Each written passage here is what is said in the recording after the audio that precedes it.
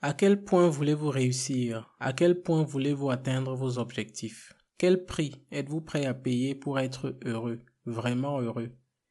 Les gens disent généralement qu'ils veulent changer, ils vous jurent qu'ils veulent avoir une autre vie, mais lorsque vous observez leur manière de faire, leurs habitudes et leurs comportements, vous vous rendez compte qu'ils ne le désirent pas. Ils ne veulent pas réussir ou ils ne le veulent juste qu'à moitié. Certains aiment leur sommeil plus que la réussite qu'ils pourraient avoir. Certains aiment leurs dépenses et le shopping plus que les économies qu'ils pourraient réaliser. Vous ne démarrerez jamais votre business si vous êtes confortablement installé dans votre style de vie actuel. Il en est ainsi de tous ces projets, de tous ces objectifs que l'on voudrait réaliser mais attendons le bon moment qui n'arrivera sûrement jamais. Désirer ne suffit pas et vous pouvez faire une liste kilométrique des choses que vous voulez réaliser, cela ne les rendra pas pour autant réelles. Mais comment savoir que l'on ne veut pas vraiment réaliser les objectifs que l'on se fixe? Simple. Lorsque vous cédez facilement et trouvez des raisons pour ne pas faire ce qui doit être fait, vous acceptez n'importe quelle excuse et justifiez vos échecs et vos retards. Lorsque vous abandonnez dès lors que cela devient difficile, lorsque vous fuyez quand ça devient inconfortable, vous restez dans votre zone de confort et cherchez à faire ce qui est facile. Vous cherchez des raccourcis et des moyens de tricher pour atteindre vos buts, ce qui n'arrive jamais.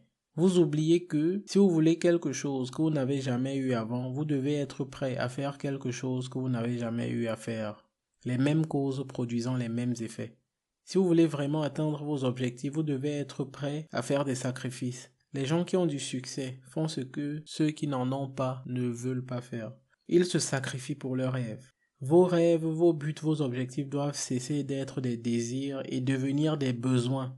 Pour quelqu'un qui se noie par exemple, respirer n'est pas juste un désir, mais un besoin. Au fond de l'eau, lorsque vous manquez d'air, vous ne pensez pas à regarder votre émission préférée à la télé, ou bien à dormir, ou bien à tuer le temps sur les réseaux sociaux. Non, votre seul objectif et le plus important est de respirer, de recevoir un peu d'air. Vous devez donc avoir le besoin d'atteindre vos objectifs autant que vous avez besoin d'air lorsque vous vous noyez.